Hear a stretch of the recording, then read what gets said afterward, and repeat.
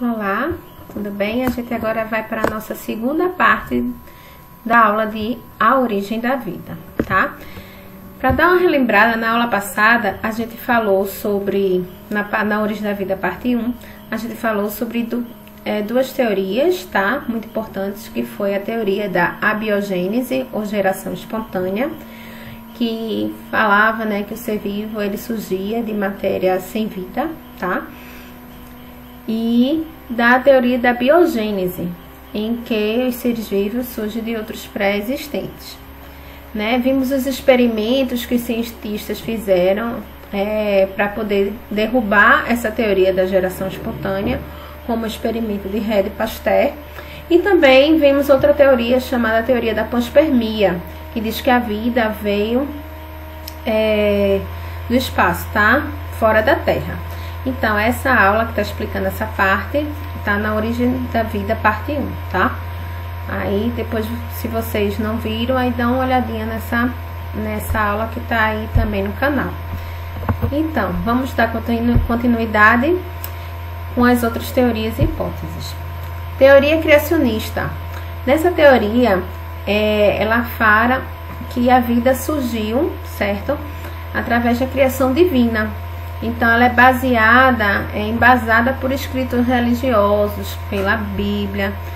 Então, quem mais difunde essa teoria, né, é o cristianismo, o judaísmo e o islamismo, tá? A Bíblia Sagrada, ela vai mais especificamente no Gênesis, ela vai estar falando sobre a criação, tá, divina. Já na mitologia, é atribuído aos titãs. Então, essa teoria, ela se diferencia das outras porque ela tem mais um cunho religioso, tá? Enquanto as outras teorias, elas se baseiam mais em experimentos e pesquisas científicas. Bom, a evolução química, ou hipótese de Oparin e Haldane, tá? Essa teoria é a mais aceita atualmente, certo? Ela é hoje considerada mais aceita. Oparin e Haldane, eles trabalharam individualmente, particularmente, mas chegaram à mesma teoria, certo? A mesma hipótese. Então, eles trabalharam de forma independente, mas levantaram a mesma hipótese. E o que é que eles falavam? Eles propuseram que a atmosfera primitiva da Terra apresentava compostos que sofreram ação de raios, né? A Terra primitiva tinha constantes descargas elétricas e da radiação ultravioleta, certo? Dando origem às moléculas simples. Essas moléculas orgânicas ficam nos oceanos primitivos, que chamaram de sopa primitiva, certo? Então, como está aqui na imagem, as moléculas que estavam presentes na atmosfera, água, hidrogênio, amônia, metano, sofria constantes descargas elétricas, certo? Até formar as sopas primitivas, né? As primeiras moléculas. Então, como era a atmosfera primitiva, segundo esses dois cientistas, né? A atmosfera primitiva terrestre, ela era composta basicamente por amônia, hidrogênio, metano e vapor de água. Então, o vapor de água da atmosfera, ele foi se condensando até dar origem às chuvas. A chuva, ao cair, né, na água, ao cair no solo, ela vai evaporando rapidamente por conta das altas temperaturas, né, que a superfície da Terra ainda era muito quente, e vai dar início a esse modo ao ciclo de chuva, certo? Então, nesse cenário, se observava que tinha constantes descargas elétricas, né, muitos raios, a radiação ultravioleta do Sol, já que ainda não existia a camada de ozônio, que fazia com que os elementos atmosféricos eles reagissem. Então, esses elementos entravam em reação, certo? E formavam, assim, compostos, como os aminoácidos. A água das chuvas levou esses aminoácidos à superfície terrestre, tá? E esses, ao encontrarem condições favoráveis, começou a formar estruturas semelhantes a proteínas, né? Proteínas, como vocês sabem, é a união de aminoácidos. Então, esses aminoácidos, eles começaram a formar estruturas semelhantes a proteínas.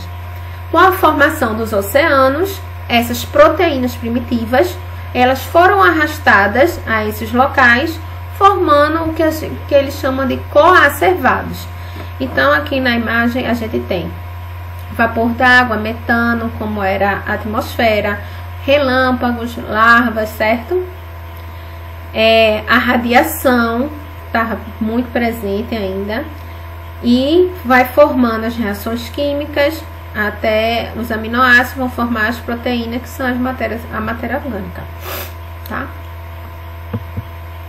Então, essa ideia de Oparin-Haldane, ela foi posteriormente testada por pesquisadores, tá? O mais conhecido, que é Miller. Então, Miller e Urey também, que apoiou nesse experimento, em 1953. Então, a gente chama de experimento de Miller, tá? Nesse experimento, eles criaram o que foi possível simular, criaram um aparato, uma aparelhagem, como está aqui na imagem. Eles montaram um equipamento em que simulava as condições da Terra primitiva. Então, nesse equipamento, tinha-se aqui no balão, ele colocou os gases, né, que estavam presentes na Terra primitiva.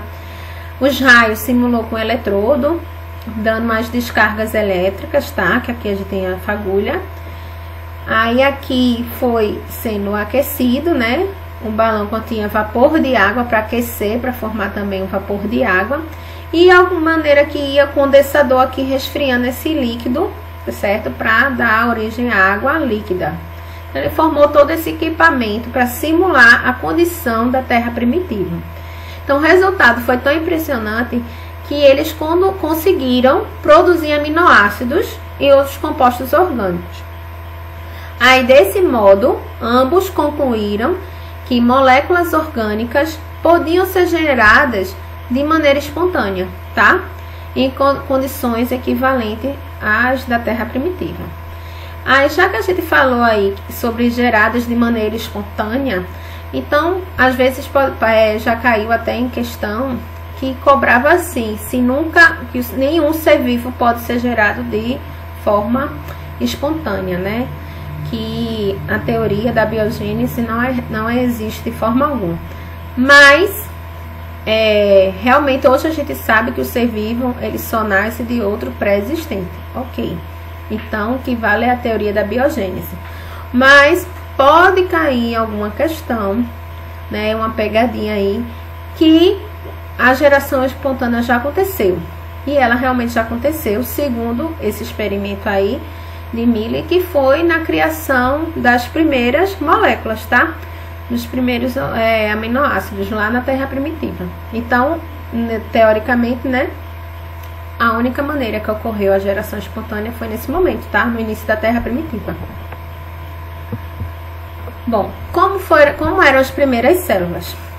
Acreditava-se que o primeiro ser vivo, ou seja, acredita-se, né, que o primeiro ser vivo ele surgiu cerca de 3,5 bilhões de anos, tá? A primeira célula. Essas células eram muito simples, certo? Sendo formada apenas por uma membrana plasmática, tinha lá o citoplasma e estavam presentes, certo, moléculas de ácidos nucleicos, que seria o material genético. Então, essas células a gente chama de células procariontes.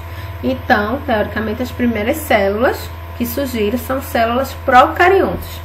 A partir dessas células procariontes é que vai surgir células mais complexas, que são as células eucariontes, certo?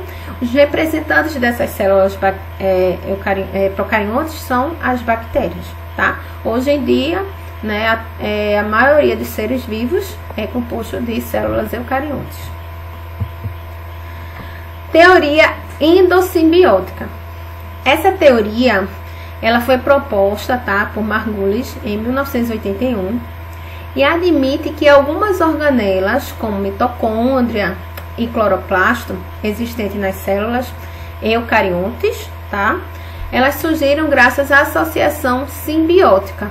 Então, acredita que essas mitocôndrias e cloroplastos são descendentes, tá, de organismos procariontes, mas que foram capturados por uma célula que fagocitava, né, fazia fagocitose, era heterotrófica, fazia fagocitose para poder obter seus nutrientes. Então elas foram capturadas, tá? Essas mitocôndrias cloroplastos, elas foram capturadas por alguma célula assim, fazia fagocitose e começou a viver em simbiose, né? A célula que capturou dava proteção, em troca as mitocôndrias conseguiam ajudar a célula a respirar, né? E os cloroplastos a fazer fotossíntese, obtendo seus nutrientes. Então, essa é a teoria da endossimbiose. Então, aqui eu tenho um procarionto ancestral, certo? Que vai fagocitar, né, a célula, certo? A cloroplasto, a mitocôndria, vão viver em simbiose, tá? Para dar origem à célula eucariótica. Aí, características que apoiam essa teoria, tá? Que apoia a teoria da endossimbiose. Então, hoje em dia se observa algumas características que dá embasamento a essa teoria, que são cloroplasto e mitocôndria, eles se assemelham a bactérias, aos procariontes, em tamanho e forma. Então, além da semelhança genética e bioquímica, o que sugere é que possam ter ancestrais procarióticos, tá? Os cloroplastos e mitocôndria, eles possuem DNA e ribossomos próprios, tá? Únicos, tá? DNA próprios dele, que é diferente do DNA, do material genético da célula. DNA de cloroplasto e mitocôndria são bastante diferentes daquele existente no núcleo da célula, como eu falei. As duas organelas, elas possuem seu próprio sistema de membrana. Não é o sistema de membrana interno, é diferente do sistema de membrana da célula. E tanto o cloroplasto quanto a mitocôndria possuem capacidade de autoduplicação. Então, isso aí são evidências de que apoiam essa teoria da endossimbiose.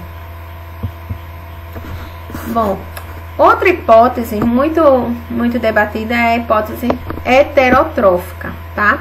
Então, na hipótese heterotrófica, afirma que os primeiros organismos vivos apresentam nutrição heterotrófica. O que é isso? Eles não conseguem produzir seu próprio alimento. Eles não são capazes de sintetizar seu próprio alimento. Eles precisam se nutrir de outra molécula orgânica. Então, esses seres, eles alimentavam-se pela absorção de moléculas orgânicas simples que estavam disponíveis lá no oceano primitivo. Então, para garantir a produção de energia, esses primeiros seres vivos provavelmente realizavam fermentação, tá? Porque isso se deve ao fato de que na respiração aeróbica, né, que possui oxigênio, como esse oxigênio era a concentração era muito baixa, então eles não podiam fazer esse tipo de respiração, né? Então, como a concentração de oxigênio era baixa, eles realizavam o processo de fermentação, certo? Na hipótese autotrófica, que atualmente é a mais aceita, nessa hipótese, os primeiros seres vivos existentes no nosso planeta, eles são capazes de produzir seu próprio alimento, certo? Eles vão realizar esse processo retirando energia do ambiente. Agora, nos primeiros seres vivos, né, essa hipótese, ela apoia que provavelmente esses seres, eles faziam quimiossíntese e não fotossíntese, certo?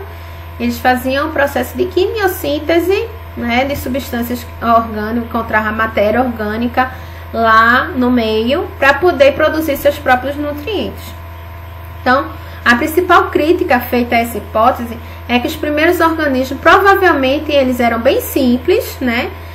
E para poder produzir matéria orgânica para sobrevivência. Entretanto, hoje, se sabe que existiam bactérias quimiosintetizantes que sugere que eles faziam esse processo de quimiossíntese, tá? Através de reação química, eles produziam seu próprio alimento. Esses seres vivos atualmente que falam eles foram encontrados em fossas abissais, certo? E é chamados de quimiolitoautótrofos, tá? que são organismos que conseguem fazer quimiossíntese. Então, por conta dessa descoberta, é que hoje se acredita que a hipótese autotrófica, ela é a mais aceita, tá? Então, aqui tem um resuminho do que diz a hipótese heterotrófica e o que diz a hipótese autotrófica. Então, na hipótese heterotrófica, primeiro veio a fermentação, né? Os organismos, eles eram heterotróficos, faziam fermentação para obter seus nutrientes, tá? Aí, depois veio aqui o processo, veio o mais evoluído, né? Que fazia seu próprio alimento por quimiossíntese, até chegar ao que fazia fotossíntese, porque já possuía os elementos na atmosfera para isso. E desses que faziam fotossíntese, né? A partir da hora que faz fotossíntese surge o oxigênio, então permite-se a respiração aeróbia. Na hipótese autotrófica, surgiu primeiro organismos quimiosintetizantes, que produziam seu próprio alimento através de reações químicas, tá? Aí depois veio os heterotróficos, fazia fermentação, por fim, fotossíntese, né? Quando chegou a fotossíntese, veio a produção de oxigênio e assim os organismos aeróbios, tá? Que precisam de oxigênio para sobreviver. Então, esse aqui é um resumozinho, tá? Das duas hipóteses.